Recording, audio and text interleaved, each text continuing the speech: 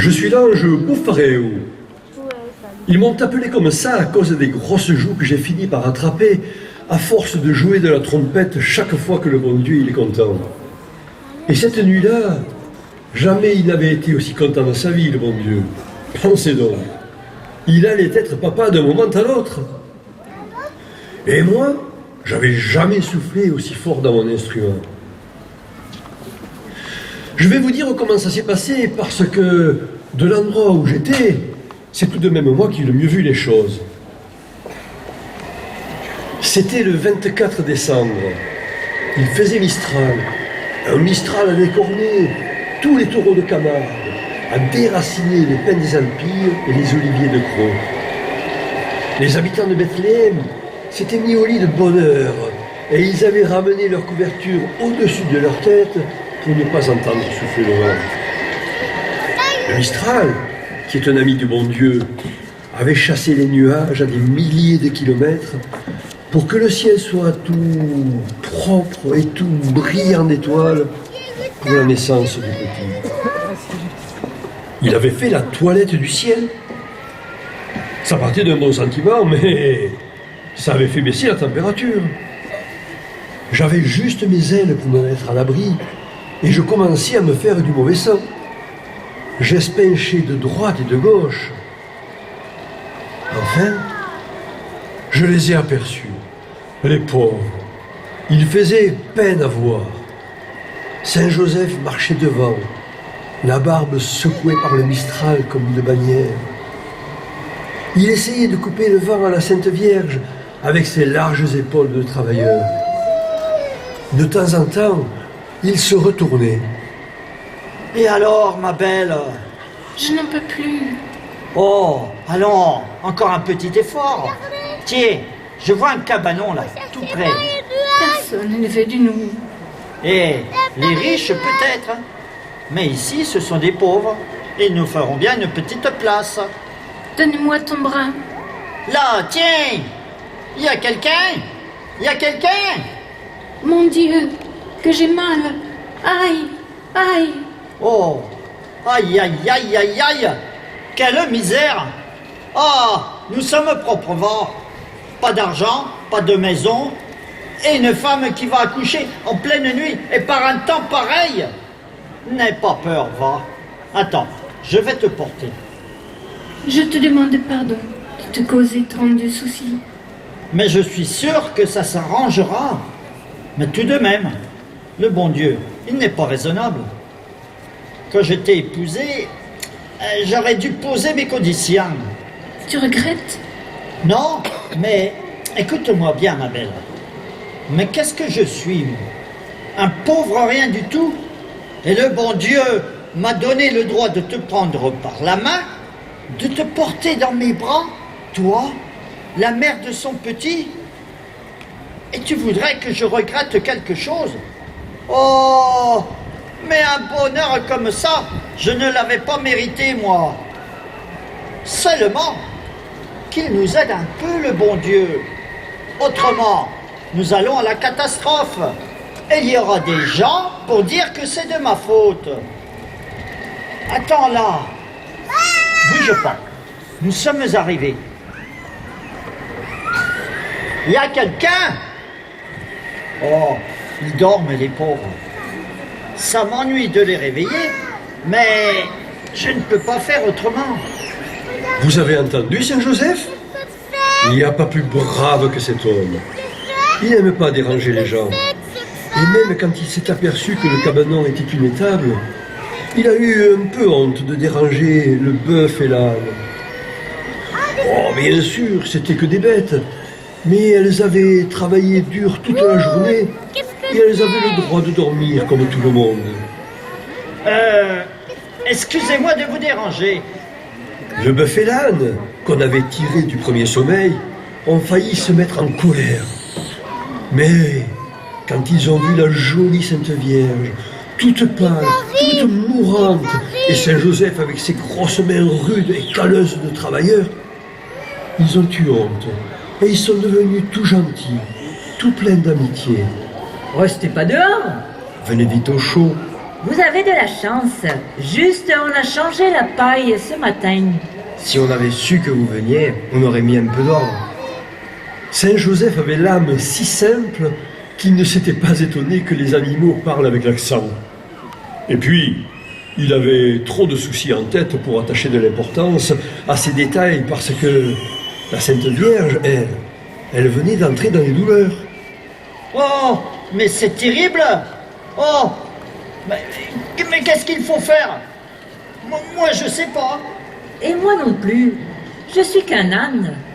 On voudrait bien pouvoir vous aider, mais on est bon à rien. Mon Dieu, donnez-moi vite un coup de main. Avec ces deux fadas, comment voulez-vous que je m'en tire? Il était presque minuit. Je me suis approché du fenestron. Ce que j'ai vu et ce que j'ai entendu, ça paraît pas croyable. Et c'est pourtant la franche vérité. Ouais, puisqu'on ne peut pas se rendre utile, on pourrait toujours dire une prière. Tu en sais, toi, des prières? Moi non, mais Saint Joseph forcément. Il doit savoir, lui. Oh, mais écoutez-les, ces fadas. Les prières, elles ne sont pas encore inventées. C'est justement pour ça que le petit, il doit venir sur la terre. En attendant, on pourrait toujours se mettre à genoux. Parfaitement. C'est comme ça que les choses se sont passées. Saint Joseph, le bœuf et l'âne se sont agenouillés tous les trois. Il était minuit juste. Et le petit est né. Il n'a pas poussé un cri. Il est né avec le sourire. La Sainte Vierge, elle souriait aussi. Le bœuf, l'âne et Saint Joseph, ils poussaient des larmes grosses comme des olives. Alors, Saint Joseph a dit des mots qui lui venaient du fond du cœur et que jamais personne ne lui avait appris. Et l'âne et le bœuf, qui étaient encore moins savants que lui, répondaient à tour de rôle leurs prières de merci. Ainsi soit-il. Alors moi, je suis monté dans le ciel aussi haut, aussi vite que j'ai pu pour annoncer la bonne nouvelle au monde. Et j'ai soufflé dans ma trompette à m'en faire péter les veines du cou. Alors, le Mistral s'est arrêté d'un coup. Je crois que j'avais réussi à le faire taire. Les gens sont sortis de leur lit en se grattant la tête. Hé, qu'est-ce que c'est? Qu'est-ce qui nous arrive? Et alors, j'ai plus su où donner de la tête, parce qu'à partir de ce moment-là, les miracles se sont succédés à une allure extraordinaire. Oh, c'était pas des grands miracles, juste des bonnes manières que le bon Dieu faisait aux gens pour leur montrer qu'il était content que les choses, elles se soient bien passées.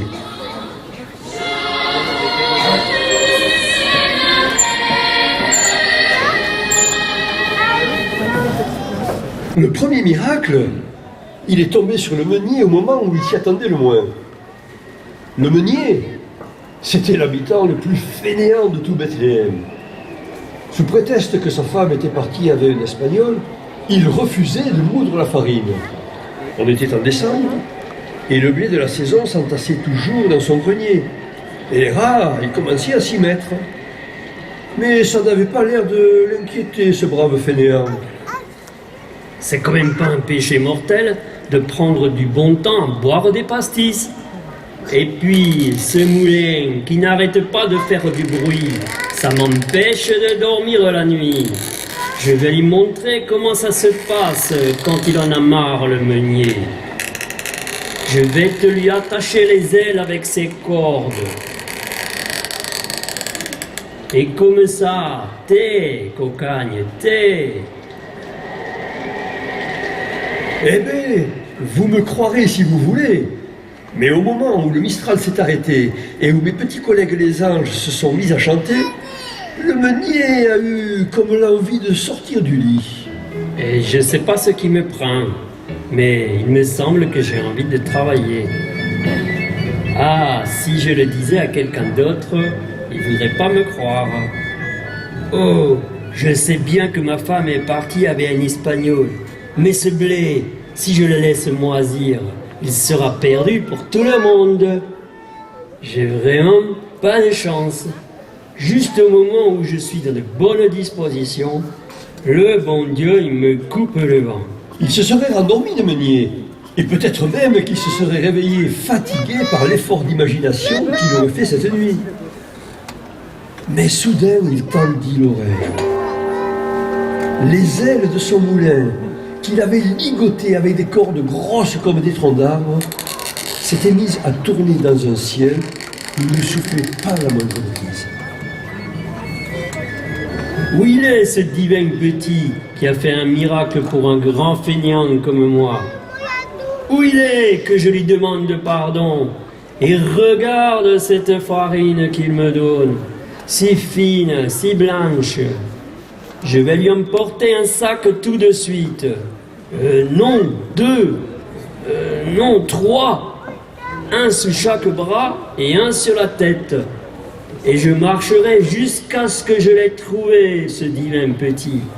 Même si le coup doit me rentrer dans les épaules. Entre nous soit dit, pour le bon Dieu, faire marcher un moulin même sans vent, c'est un jeu d'enfant. Mais faire sortir du lit au milieu d'une nuit glaciale ce grand fainéant de Meunier et lui faire courir la campagne avec un sac de farine sur la tête et un autre sous chaque bras, c'est peut-être le plus grand miracle qu'il ait jamais fait.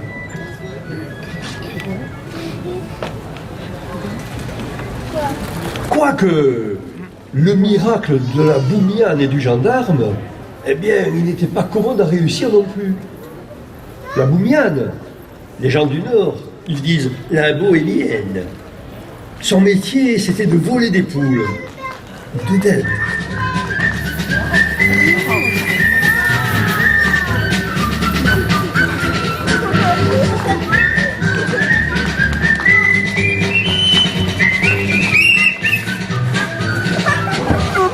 Le gendarme, lui, son métier, c'était d'arrêter les Boumianes. Ça faisait 20 ans qu'il se courait après. Et jusqu'à présent, la Boumiane avait toujours échappé aux gendarmes.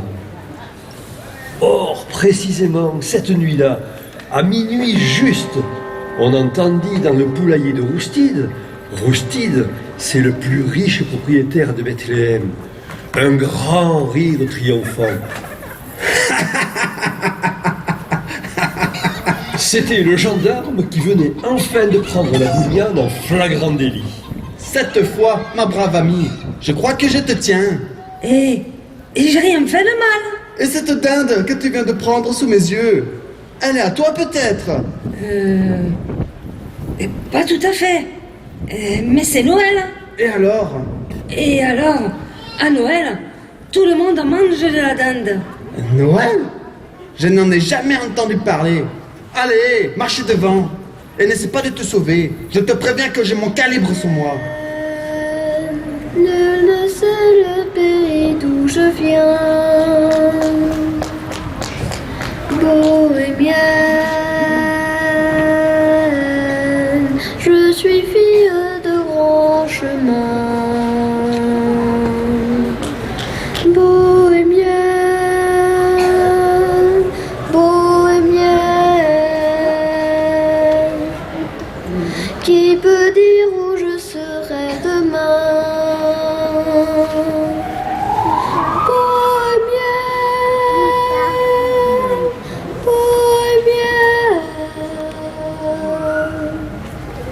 C'est écrit dans les lignes de maman. Vous avez entendu, brigadier? D'abord, je ne suis pas brigadier. Et ensuite, n'essaye pas de distraire mon intention. Brigadier ou pas, vous avez entendu quand même? Évidemment, j'ai entendu. Et quel effet ça vous fait? Ça ne te regarde pas. Moi, je vais vous le dire, l'effet que ça vous fait. Je suis sûre que vous avez envie de me remettre en liberté. Comment tu le sais? Parce que moi, c'est un peu la même chose. La dinde. J'ai envie de la rendre à son propriétaire. Mais qu'est-ce qui se passe? Nous sommes tous devenus fadas? Peut-être.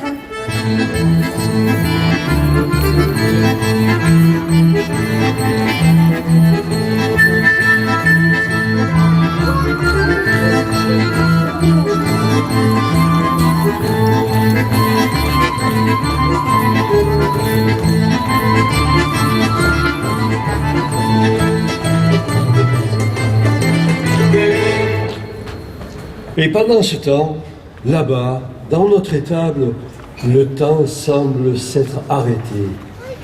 Mais il y a comme une inquiétude qui plane, un grave souci. Oh, mais c'est pas un temps chrétien, ça. Il va s'enrhumer, le pauvre petit. Et à son âge, un rhume, ça a vite fait de tomber sur la poitrine.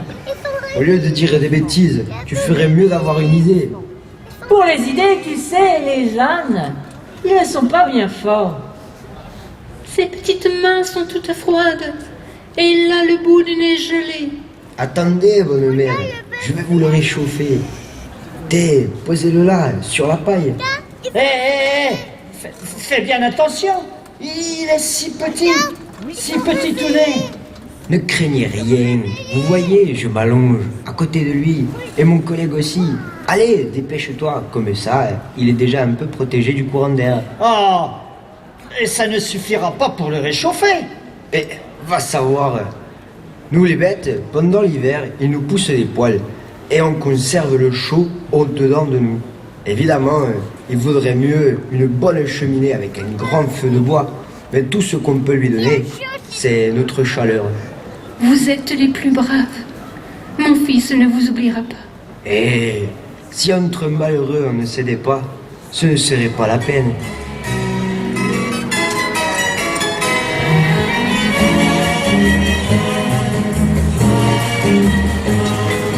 On peut vivre sans richesse, presque sans le sou. Les seigneurs et des princesses, il n'en a plus beaucoup. Mais vivre sans tendresse, on ne le pourrait pas. Non, non, non, non, on ne le pourrait pas. Vous avez remarqué, on a changé de répertoire.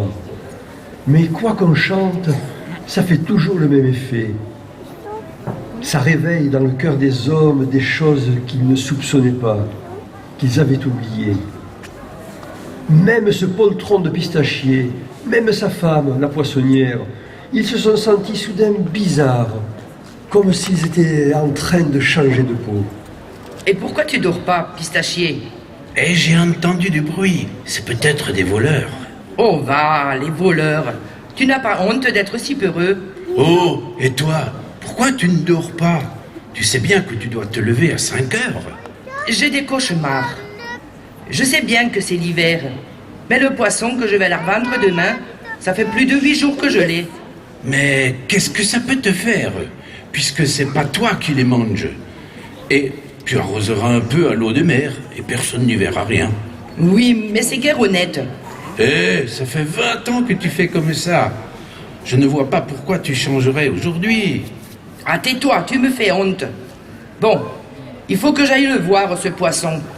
Et s'il n'est pas comme il doit être, eh ben tant pis pour moi, je le jette. Oh, mais qu'est-ce qui lui prend à ma pauvre femme? Elle veut nous mettre sur la paille. Pistachier! Oh, pistachier! Viens vite voir! On a fracturé le tiroir à caisse. Viens voir que je te dis. Regarde ces rascasses. Oh! Quand on s'est couché, elles étaient molles et grises. Elles avaient plus figure humaine. Regarde-les maintenant. On les dirait vivantes. Regarde comme elles ont l'œil clair. On dirait qu'elles vont te parler. Et les couleurs qu'elles ont. C'est un vrai miracle.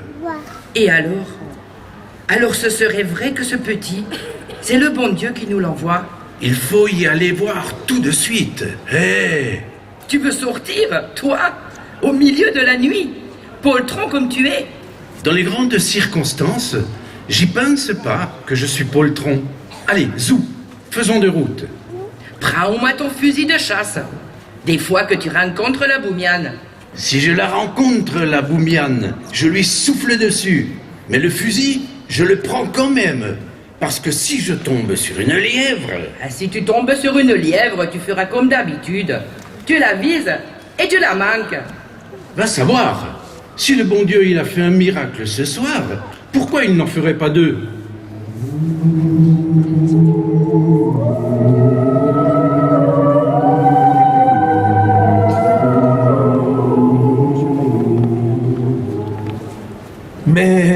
L'inquiétude est grandissante dans cette étable. Saint Joseph continue à se faire du souci. Et il se demande par quel miracle son petit va pouvoir échapper à un terrible refroidissement. Allez, fais pas l'hypocrite. Dis-le à la bonne mère qu'on y pense aussi à la gloire. C'est vrai, jusqu'à présent, ici en Provence, il n'y en avait que pour le cheval et le taureau. Mais j'ai l'impression que le bœuf et l'âne, il s'en parlera un peu à partir de maintenant et qu'on en dira du bien. Vous ne croyez pas? Oh, catastrophe! Il a éternué!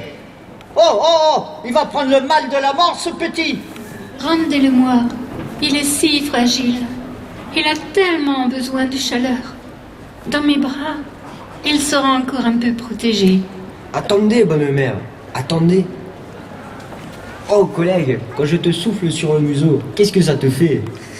Eh ben, ça me fait rire. Ça te fait rire? Oui, mais ça te chauffe quand même. Souffle-moi dessus pour voir. Oh! Mais vous croyez que c'est le moment de vous amuser comme des imbéciles? Comprenez-moi, on va lui souffler dessus, mon copain et moi, tous les deux ensemble. Vous allez voir si on vous le réchauffe pas, votre petit. Allez, on y va.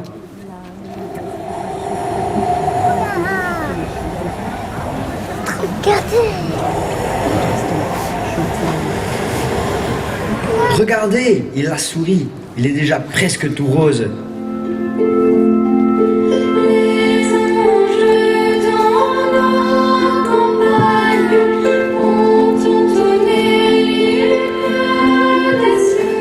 Les miracles de cette nuit, je ne peux pas vous les raconter tous. D'abord parce qu'il y en a eu trop. Et ensuite, parce que le bon Dieu, il aime faire plaisir. Mais ça l'agace quand on le crie sur les toits. Et tout à coup, j'ai dressé l'oreille. Quelqu'un chantait. Une femme, pas un ange. Et là, j'en savais pas plus que vous. Je l'ai écouté.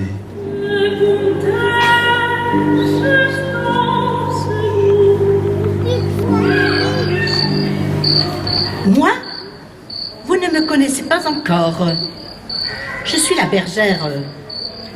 L'hiver ici, l'été dans les Alpes. Toujours toute seule, avec mes bédigues et mon chien. Quand le Mistral s'est arrêté, j'ai été la première à entendre le silence. J'ai l'ouïe tellement fine, et le silence, ça fait tellement plus de bruit qu'un chant de grillon. Et de toutes les musiques, je n'en ai pas perdu une goutte.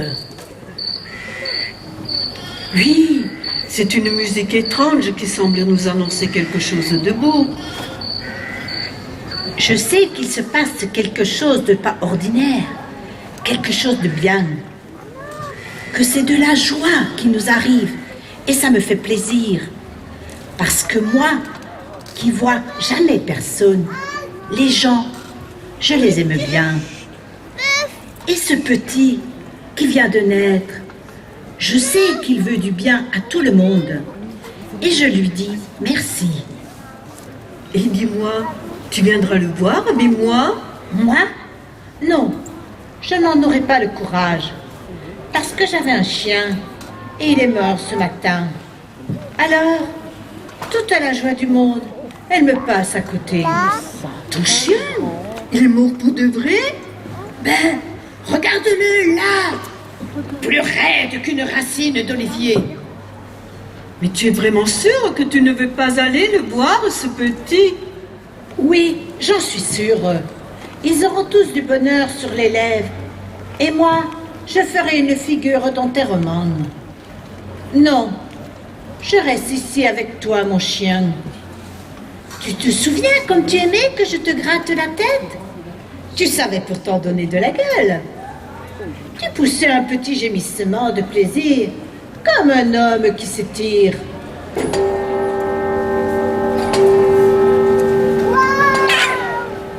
Quoi?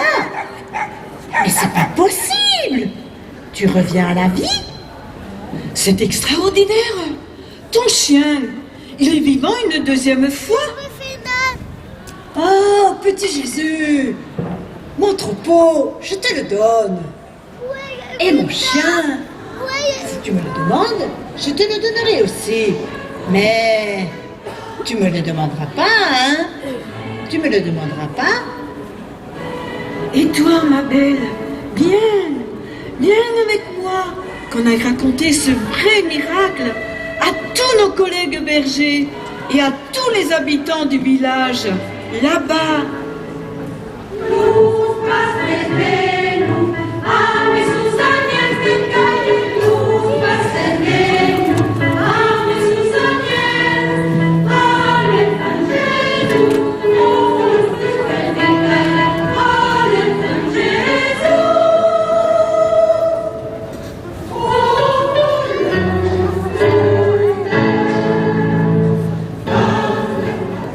Et voilà, c'est bientôt fini.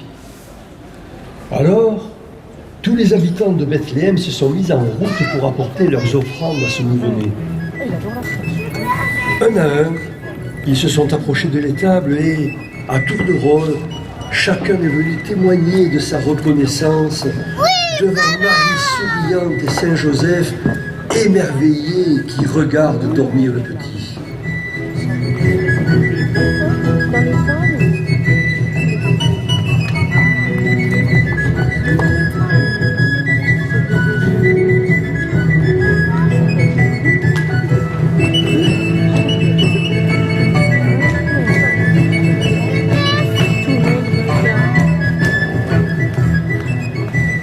Et personne ne dit plus rien. Et ils ne bougeront plus jusqu'à la fin des siècles. C'est le destin des santons. Oui, les santons. Ces personnages de terre grise qui, depuis le fond des temps, sont les reliefs de la décoration de nos crèches. Allez, longue histoire à eux, ces petits santibelli. Et belle vie, beau temps de Noël à vous toutes et à vous tous.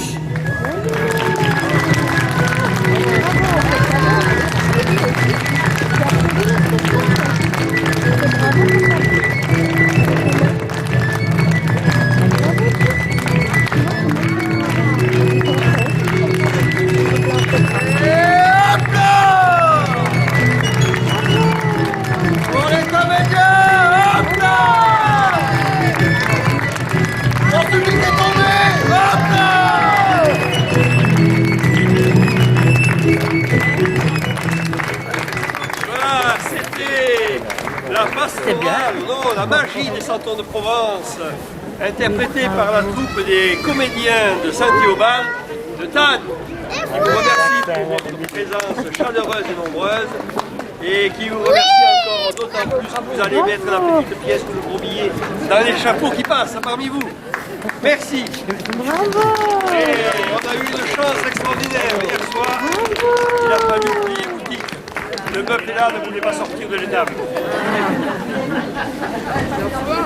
Merci à vous. Maintenant on va aller à la voiture. On va rentrer. Viens.